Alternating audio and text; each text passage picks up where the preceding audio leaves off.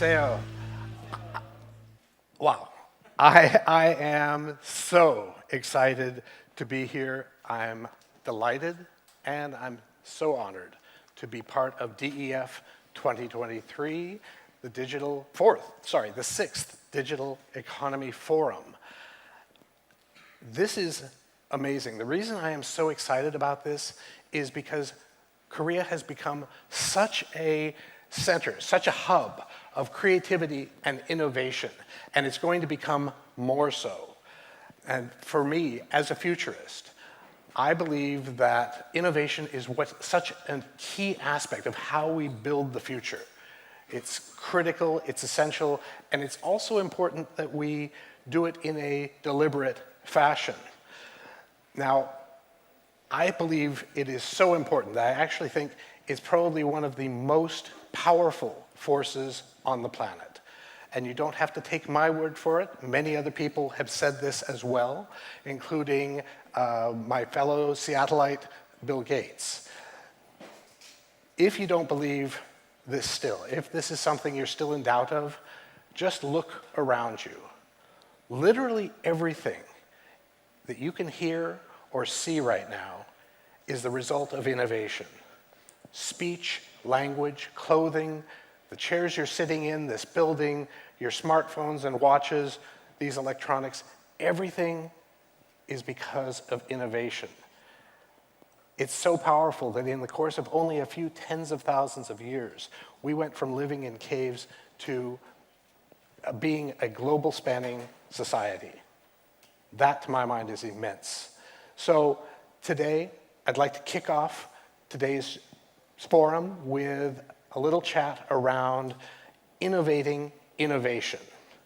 But before we get started with that, I'd like to address a particular myth, a myth that's become very common, particularly in the US, and that's the idea of the lone inventor.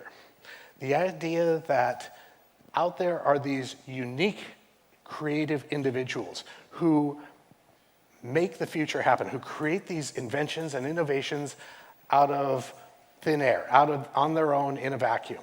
And it simply isn't so. The fact is that innovation happens because so many people are involved, so many people before the invention, so many people in the course of making it happen. And so I'd like to put that to rest, the idea that this is something that happens because we have these unique creators. In fact, so many inventions actually are invented by many people at the same time when things are right in the world. When the infrastructure, the engineering, the knowledge is at a certain point, we have many examples throughout history where multiple people are almost simultaneously inventing the same thing, and somewhere along the line, one of them is first, and they're the ones that history remembers. So whether we're talking about television, the airplane, automobiles, so many of these were being worked on by different people at the same time. To my mind, the true meaning of this, the idea is captured best by the words of another scientist, Sir Isaac Newton, who said, "If I have seen further, it is because I stood on the shoulders of giants."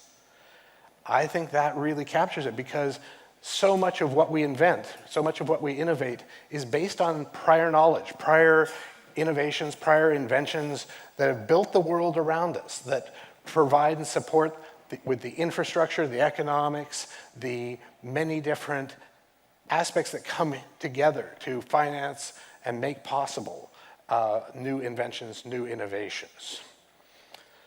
So the reason this works, as powerful as innovation is, the reason it truly works is because of networks. Networks operate throughout our world, throughout our reality, all the way from the bottom up through society and beyond. The idea that we can aggregate, that nature aggregates, all of these different things, whether we're talking about biological cells that become bodies, animals, plants, or neurons that become brains. A basic neuron, a single neuron, kind of boring. Put 86 billion of them together, and suddenly you have a brain, a human brain. That's phenomenal, but what happens is it's not just about putting them together. It's this intercommunication that leads to an emergent property in which the whole, the end product is greater than the sum of the parts.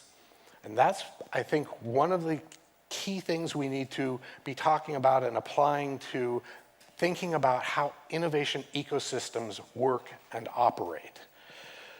Ultimately, though, it's about what kind of a future are we building? We can innovate. We've been innovating madly for the last many centuries. We've created a lot of new amazing things, and we've also created a number of crises for ourselves, a number of problems for our planet. So going forward, do we need to be thinking more about innovating in responsible ways, or at least understanding the repercussions that are likely to come about because of the choices that we're making? Now, one example that I might point to just as a very brief idea of what I mean here is we can look out, very easy to project using demographics, that in the course of the next couple of decades, Asia is going to grow by about 700 million people. In that same time, there will be an increase of the middle class. There will be an additional 2 billion people in the middle class throughout the region. That is an enormous additional burden on the planet. You cannot blame people for wanting a better life. I think it's wonderful that so many people will be lifted up in the world, have better education, better opportunities. But it also means that there's going to be more pressure on a lot of different systems in our environment and in our human-made environment. So if that's the case, what can we do through innovation to make that impact the world less, impact the planet less? To my mind, it's about applying what really has happened throughout progress over the many generations, many centuries, and that's the idea that as we move through, as we make progress, we do more with less. Buckminster Fuller, a futurist from the last century, talked about this a lot. The idea that as you move ahead into the future, you can discover ways to make materials go further, to make energy go further. We see this in the form of Moore's Law. It's definitely an aspect we have to think about, but to my mind, we have to be ultimately thinking about how are we going to impact the planet in the course of this. It's not just about innovating blindly, it's about innovating responsibly. So ultimately, what kind of an ecosystem do we want to build? How do we imagine the innovation ecosystem of tomorrow? Now, if we think about what we look to as a model, as a goal, I talked to a lot of people, different parts of the world, and one of the things that comes up frequently is we want to be the next Silicon Valley, or we are the next Silicon Valley. My advice to everyone is don't be Silicon Valley. Silicon Valley was a particular situation that happened in a particular place and time. It doesn't exist anymore. That period was the result of a very, very particular confluence of events, technologies, funding, just a lot of things came together just so in a particular place. At this time, I would doubt that you could create Silicon Valley of that day in Silicon Valley. It's just a very, very different time. In futures and foresight work, we have a term called the used future. This is the idea that you can take something that worked over here, and because it worked over here, strategists, leaders, even some futurists will say, we can just put it over in this country, this culture, this place, and it will work. and it doesn't, because there are too many different factors, whether they're cultural, infrastructure, economic, it does not translate so well. So the idea that we can do this is really going down the wrong path. As we look to how we can create the innovative ecosystems of the future, to my mind, we can't specify exactly what it's going to be in each place. Everybody has to figure that out, and certainly you're all on the path of doing that right now. It's an ongoing, progressive process, and it never stops. It's something that we are always needing to change, needing to adapt. So to my mind, it's a matter of we have a number of things that are in common across different regions, and they have to ultimately come together and work cohesively. As I was saying with networks, the idea that there's open communication is, I think, really important. That was one of the things that really made that early Silicon Valley work, was there was a lot of early communication and openness around a lot of the different companies and a lot of the different researchers. But when we build out our ecosystem, we have to have all of the players working together in a coordinated fashion. The research institutes, the universities, the education systems, the funding, whether it's DeFi and new forms of crowdfunding, or if it's some other new aspects and uses of blockchain. There's so many different ways that we might do this. Having support and understanding from the public sector, and certainly having proper coordination within government and regulators and so forth. Ultimately, all of this is going to be driven by and built by a lot of the tools that we have. And one of the tools that is most prevalent and everyone is talking about the most right now is generative AI. Generative AI and other forms of AI.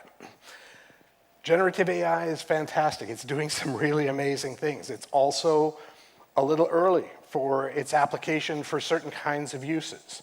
So we have to try and understand and probably create new metrics to be able to gauge how appropriate is a particular technology, particularly some of the quickly advancing AIs, for its use in something that is more or less critical. So that's something we have to look ahead to. But as we look at AI, there are many, it's been around for a long time, much longer than a lot of people give it credit for. When I talk to people, they think they heard about ChatGPT last week and they think it's something brand new. AI has been around for 70, 80 years, and there's a lot of advancement that has already gone on. There's a lot to still come. So the next wave of AI is considered to be, it's being worked on in varying stages at this point. It's considered to be efforts to replicate, or rather emulate, human abstract reasoning.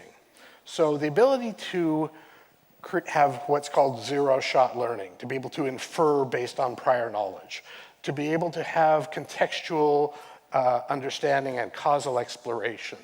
Common sense. Machine common sense is something that has been worked on for a very long time in differing ways. We just had the passing of a gentleman who has been working in that for literally decades, Doug Leonard. But all of these are going to make our tools that much more powerful in the coming years. Ultimately, you've probably heard about the concept of AI-driven innovation.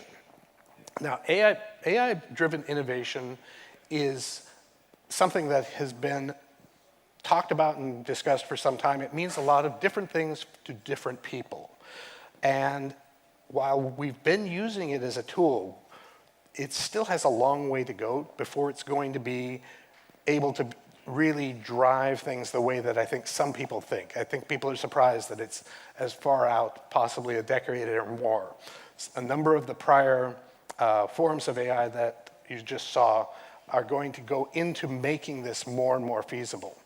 To my mind, what's going to happen for this next decade, possibly two, is something that's closer to human AI-driven innovation. The idea that we can have humans and AI working closer and closer together in order that we can apply the forms of intelligence that we still have that far superior to the AI, and still use the benefits of the AI's speed and capabilities in other regards. AI, for all of its amazing capacity, still is not truly intelligent by any stretch. We have a long way to go on that, and ultimately it's questionable if it's going to ever be as capable as humans. It may be, but we will see.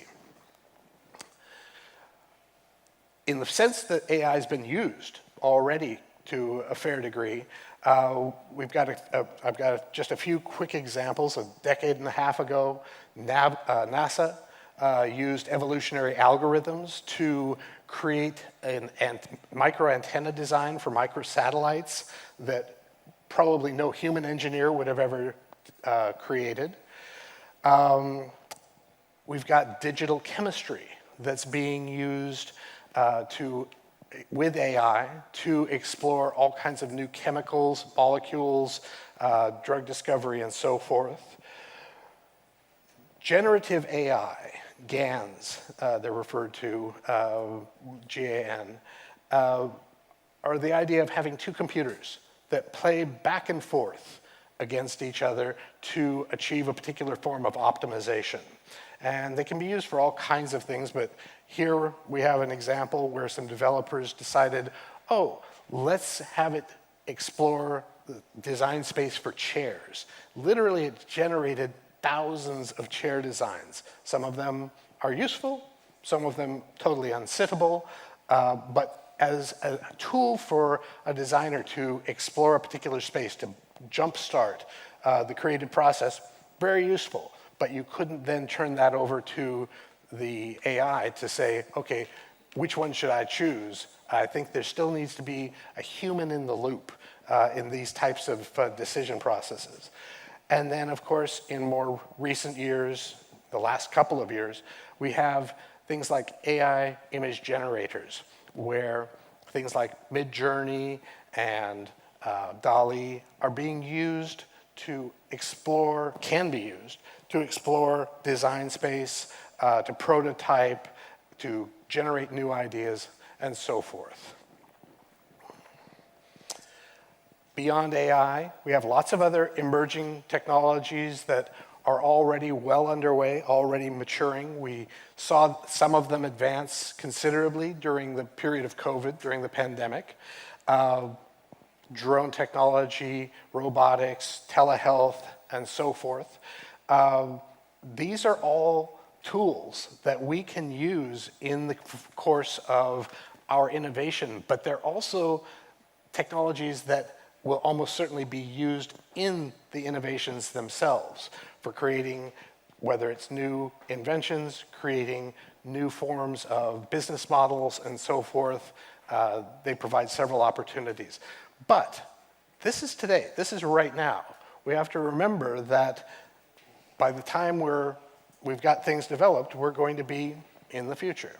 So what are the technologies that are likely to be prevalent and becoming mature enough that we can use them in our new innovations, our new companies and startups? And which ones will possibly even make obsolete the project we've been working on? We're going to have quantum computing probably in a not very long period. Things like nuclear fusion should be around before too long. We're making good headway in those areas. Different aspects of applying drone technologies, new robotics, agri-tech. It'll be interesting to see what we do with something like space-based power and so forth. All of these are tools that can potentially be used both in the course of innovation, but also as we create the new innovations themselves. All of this invariably makes me think of a document that was created by Stuart Brand about almost 25 years ago. And this was an idea that, again, he did not create it on his own. He created it after many discussions with many different people. So as brilliant as it is, it's not the work of one person. And this is the idea of what he called pace layers, that different aspects of our world operate at different speeds, and they do so both out of their nature, but also for certain benefits. So the upper areas move the fastest, the commerce, the fashion, the technology, and so forth. And they bring about change, they allow for innovation, they allow us to experiment in our world. The lower layers provide stability. They move slower. They essentially make things more resilient. Now, this is a great conceptualization of what occurs. But in my mind, what also happens is that as technology advances more and more quickly, it can get out of sync with some of these other layers. Governance is one that definitely comes to mind when we talk about things like regulation and so forth, because the regulatory process very often is playing catch up, is running far behind as technologies become available, trying to understand what their possible consequences are, what the vulnerabilities are, and it means that sometimes regulators come in too late, and then when they finally do come in, they overreach. They create too big of a set of regulations. So how can we address this? Well, one of the things that's becoming more prevalent throughout the world is the use and application of what's called anticipatory governance. This is becoming more and more popular in a lot of different places, and it's the idea of applying certain futures methodologies to different parts of government, different parts of the legislative process and so forth, so that as things change, we can be more responsive, more reactive, be more prepared for dealing with whether it's a crisis, whether it's a new technology, and so forth. One branch of this, one part of this that I think is extremely important, I've talked about it for decades, is technology assessment. The United States used to have an Office of Technology Assessment from about the mid-70s to the early 1990s. And it was really useful and really important. It had a lot of benefits. It's the idea that in order to properly anticipate what some of the ramifications are and to be able to help legislators understand new, very complex topics, that you might have an office that actually is dedicated to taking in this information and distilling it, compressing it to reports and so forth to make it possible for people to be able to take in new information very rapidly. We're actually doing this these days a little bit with things like ChatGPT, compressing information and learning things. Problem there is we're still fighting the problem that some of that information isn't necessarily accurate, but of course we're working through that. Anyway, the idea of bringing in technology assessment into all of this is also very, very important to my mind, because ultimately, if we can anticipate the problems that a new technology, a new innovation is going to bring, we can put guardrails on in advance. We can ensure certain kinds of protections, whether they are in legal form, whether they're in technical form. There are things that can be done. The internet, when it first started, was a very, very open, very trusting situation. Because of that, when it was released to the public, it didn't have the necessary safeguards that we would have put on there if it had been designed from the outset to consider being used in that way. Ultimately, this is about figuring out what kind of innovation ecosystem we want to have. There are a lot of questions and a lot of decisions that have to be made in the course of preparing this. And in the course of a 25-minute talk, there's no way to cover all of it. But hopefully, this has sparked some ideas, some points of discussion that will continue as conversations for you in the coming days and weeks. But ultimately, to my mind, we need to use as a guiding star our understanding of the kind of future we want to build for ourselves, for our families, for society, and for the world. This is something that we can actually innovate in responsible ways, in ways that are looking ahead intelligently, but with foresight. And that's what I hope that you can take away from this talk today. I thank you for listening. Go forth, innovate, and make it a good future. Thank you. Kamsahamnida.